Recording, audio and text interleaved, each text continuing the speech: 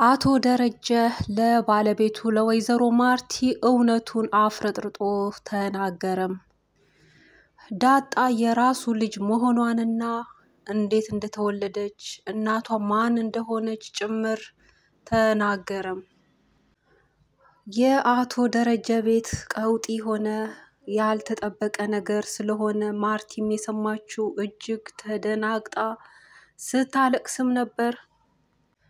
አቶ ደረጀ እውነቱን የተናገረው ያው ወይዘሮ ማርቲ ስለ ዲኤንኤ ስለጠየቀችውና ለምንድነው የጠየቅሽኝ ብሎ ተደናግጦ በጠየቃትም ሰዓት ዝም ብዬ ነው የጠየቅኩህ ብላ ዋሽታ ልትመልስለትም ስትሞክር እሱ ግን አጥብቆ ስለጠየቃት እሷም በግልጹ ለምን እንደሆነ ነግራው ስለነበር ልጁ አቤጌል እየጠየቀች ስለሆነና ይህ የራሷም ጥያቄ ስለሆነ ምክንያቱም ዳጣ እዛ ቤት ለምን መጣች የሚለውን ነገር ባለቤቷ ደረጀ የመለሰላት መልስ አሳማኝ ሆኖ ስላልታያት እናም ይህ የራሷም ጥያቄ መሆኑንና ዳጣ በአጠቃላይ እዛ ቤት የመምጣቷን ምክንያትና የነገራትን ምክንያት አሳማኝ ሆኖ ስላልታያት ለጠቅላላ እውቀት ነው ስትል በግልጹ ነግራው ነበር።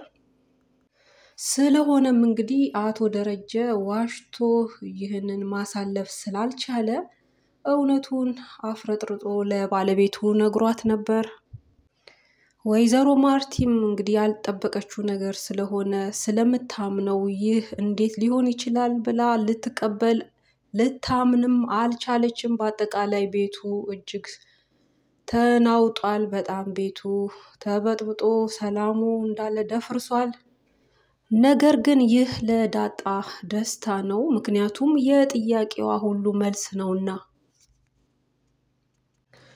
አቶ ደረጀ እንዳሉት ጊዜው ሲደርስ አሳውቅሻለሁ ብለዋት ነበር። ነገር ግን ባላሰቡት አጋጣሚ በአቤጌ እንግዲህ አርፎ ባለመቀመጥ ነገርን እንግዲህ ስትጎለጉል ይህን ሁሉ በግልጽ እውነት በግልጽ እንዲወጣ አድርጋለች ማለት ነው። እና በጣም የሚገርም ነው። ይህ ለዳጣ በጣም ደስታ ሆኗል፣ ደስታ ፈጥሮላታል። በተጨማሪም እንግዲህ የዳጣ እናት በቤት ያለችው ሰላም መሆኗን ጭምር ሲነገር እንግዲህ ይህ ለወይዘሮ ማርቲ ትልቅ አስደንጋጭ ዜና ነው። ምክንያቱም ይህ ሁሉ በቤቷ ሲሆን አለማወቋ እስከዛሬ ድረስ ይህንን እውነት ተደብቆ ሳትሰማ መቅረቷ በአጠቃላይ በሷ ላይ ይህንን ነገር ማድረጉን እጅግ አስቆጥቷት ነበር። ነገር ግን አቶ ደረጀ እንዴት እንደሆነ ከስር መሰረቱ ነግሯት ነበር። ያው ከዚህ ቀደም የጓደኛዬ ልጅ ናት ነበር ያለው ዳጣን። እንዴት ሊሆን ቻለ? በሚስቱ ላይ ይማግጣሉ ወይ ብላ በጠየቀችው ጊዜ አቶ ደረጀ የመለሰላት አይደለም በስካር መንፈስ ሆኖ ነው ያለው እና ያ እውነት የጓደኛው ልጅ ሳትሆን ራሱ በስካር መንፈስ ሆኖ በሰራው ስህተት ነው እንግዲህ ዳጣ የተጸነሰችው። ከዛም በኋላ ደግሞ እንግዲህ ከዛ ቤት ዳጣ እንድትጣል ምክንያት የሆነው የአቶ ደረጀ ወንድም መሆኑን እንዴት እንደሆነ እንግዲህ ዲቴል ነግረዋት ነበር ለወይዘሮ ማርቲ። ያው እሷ እንግዲህ ያልጠበቀችው ነገር ስለሆነ በጭራሽ አሁንም ለመቀበል እንግዲህ ውስጧ አልቻለም። አቶ ደረጀ ግን እውነቱን አፍረጥርጠው ነግረዋታል ማለት ነው።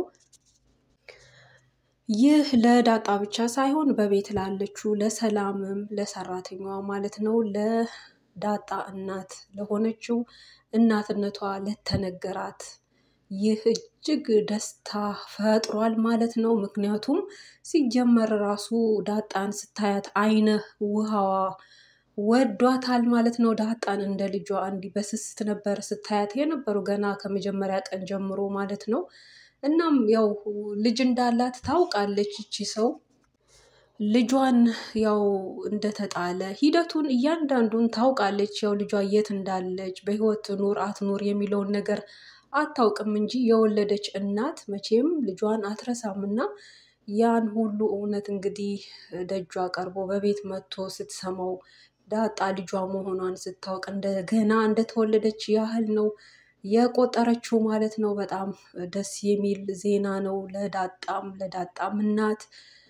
ቤቱ እንግዲህ የቤቱ ሰላም ቢናጋም ያው ያጋጥማል። እንዲህ ያሉ እውነቶች አሉ በየቤቱ። እንግዲህ አንዳንድ ቤቶች እንዲህ ያሉ አጋጣሚዎች ይኖራሉ። ይህ በገሃዱ ዓለም ሊከሰት የሚችል እውነታ ነው። ሌላው በዚህ ክፍል እንደተመለከትነው ሰላም ከናታን ጋር እንግዲህ ቁጭ ብለው ሲያወሩ ቤቱንም ልታጸዳለት በገባች ጊዜ ያው አንዳንዴ ይጨዋወታሉ፣ ይነጋገራሉ። ጥያቄም ይጠይቃታል፣ ትመልስለታለች። እሷም እንዲሁ ስለሱ ህይወት፣ ስለ ቤተሰቦቿ አንዳንድ ነገር ትጠይቀዋለች እና ያው በልኩም ቢሆን አንዳንድ ነገሮቻቸውን፣ ስሜታቸውን፣ ውስጣቸውን፣ ሀሳባቸውን የእርስ በርስ የሚጋሩ ናቸው እና ያው ሰላም እንግዲህ አቤጌን ትወዳታለህ ወይ ብላው ናታንን ጠይቃው ነበር። ናታን ግን በጭራሽ እንደማይወዳት አይነት ነበር የተናገረው እና ዳጣን ትወዳታለህ አይደል ብላ ስታወጣጣ እንግዲህ እና እሺ ካለች ደግሞ አግባት ምናምን ብላ ያው እንደ ቀልድም ስታወራ እሺ አትልማ ምናምን የሚል ነገር ከአንደበቱ አውጥቶ ነበር እንግዲህ ሳያስበው። ያ ማለት ውስጡ በእርግጠኝነት ዳጣን ይፈልጋል።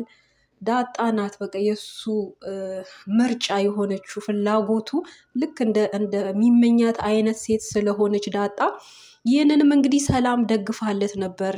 ያው ቢሆን ከአቤጌ ጋር ብትወዳት ብትሆኑ፣ ካልሆነ ማትወዳ ከሆነ ዳጣን የምትወዳ ከሆነ እኔም ምመርጥልህ ዳጣን ነው ብላ ነበር። ምክንያቱም ዳጣ ንጹህ ሰው ናት፣ በጣም ግልጽ ናት፣ ደስ የምትል ሴት ናት እያለች ስለ ዳጣ አንዳንድ ነገር እየነገረችው ነበር። እሱም እውነት ነው ብሎ እንግዲህ በፈገግታ ውስጡ ደስ እያለው ያው እየፈራም ተቀብሎ እውነት ነው ሲላት ነበር።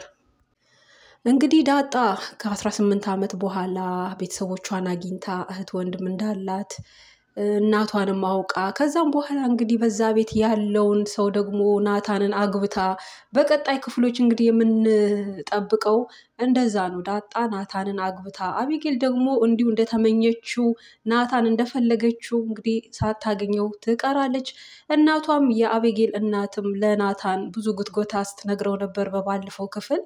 ያው አቤጌል በጣም ትወድሃለች እና ደግሞ ጥሩ ሴት ናት፣ በዘራችን ጥሩ ነን፣ እንዲህ ነን፣ እንዳታመልጥ፣ ሩቅ እንዳታይ፣ እዚሁ ቅርብ እያለ እንዲህ እያለች በግልጹ እንግዲህ ልታጣብስ ስትሞክር ነበር። እሱም በአግርሞት እያያት በጣም እየተገረመ ያው መቼ ምንም ማለት ስለማይችል እውነት ነው እያለ ሰምቶ ብቻ ታዝቦ ዝም ብሎ ነበር።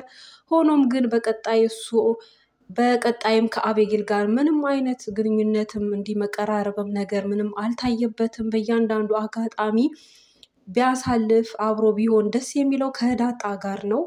ምክንያቱም በቃ ዳጣ ናት የእሱ ፍላጎትና ምርጫ የሆነችው፣ እንደሚፈልጋት አይነት ሴት የሆነችው ዳጣ ናትና እና እያንዳንዱን ደግሞ እንቅስቃሴ ግንኙነት የሚያወሩትን የሚገናኙትን አብረው የሚሆኑትን ሁሉ እየተከታተለች እንግዲህ አቤጌል በጣም በንዴት ውስጥ ናት። የእነሱን አብሮነት አትፈልግም። እናም ለማጣላት አሁንም ሌላ ምክንያት እየፈጠረች ነው። እንግዲህ ዳጣ ወጣ ብላ አንዳንዴ ሞገስን ታገኘዋለች በውጭ ሻይ ቡና ብለው ምናምን ስለ ቤተሰቦቿ ስላለችበት ሁኔታ ትነግረዋለች። እንዲሁም ደግሞ ውሃንና የውሃን ጓደኛም እንዲሁ ትጠብቃቸዋለች። በውጭ የሚነካቸውን እንዲሁ አትፈልግም፣ ትጠብቃቸዋለች፣ ትንከባከባቸዋለች፣ ትጋብዛቸዋለችም እና እንደ ወትሮ እንግዲህ ጋብዛቸው በሌላት ብር ጋብዛ ያው ብር የምትከፍለው ስታጣ ለናታን ነግራም እሱም ሲከፍል ነበር። እናም በሚመለሱ ጊዜም ሞገስን አግኝታው ከሞገስ ጋር ሲመለሱ ነበር። እናም ይህንን ከቅርብ ርቀት አቤጌል አይታ እንግዲህ ለሴራዋ እንደገና መነሻ ምክንያት አድርጋ ዳጣ ፍቅረኛ አላት ብላ ለናታን ስትነግረው ነበር በሙሉ አፏ። ያው ናታንም ተደናግጦ የንዴት አይነት ነገርም እየተነበበበት እንዴት ሊሆን ይችላል የሚል መልሶ ደግሞ ያው የአቤጌልን ተንኮል ስለሚያውቅ ይሁና ታዲያ ምን ችግር አለው ብሎ መልሶ ደግሞ ውሃ በመጣች ሰዓት ውሃ እንድታወጣጣ እውነቱ እንድትናገር ባደረገች ጊዜም ውሃ ደግሞ ወይ አባቷ ወይ አጎቷ እንደዛ ሊሆን ይችላል ምናምን ብላ ስትናገር አዎ ብሎም ናታን እንግዲህ ተረጋግቶም ያው እሷን የሚያናድ ምላሽ ለአቤጌል መልሶላትም ነበር። በአጠቃላይ አቤጌል እንግዲህ አሁንም አላረፈችም በዳጣ ላይ በተለያየ ሁኔታ እየተነሳችባት እንግዲህ የእሷን እዛ ቤት መኖር አለመፈለጓ እየገነነ ነው። በአጠቃላይ በዚህ ክፍል እንግዲህ የቃኘነው ይህንን ነው የሚመስለው። ቀጣዩን ክፍል ደግሞ በቀጣይ የምናጋራችሁ ይሆናል። ይህን ቪዲዮ በማየት ቆይታ ስላደረጋችሁ ከልብ አመሰግናለሁ። ደህና ሆኖልኝ። ባይ ባይ።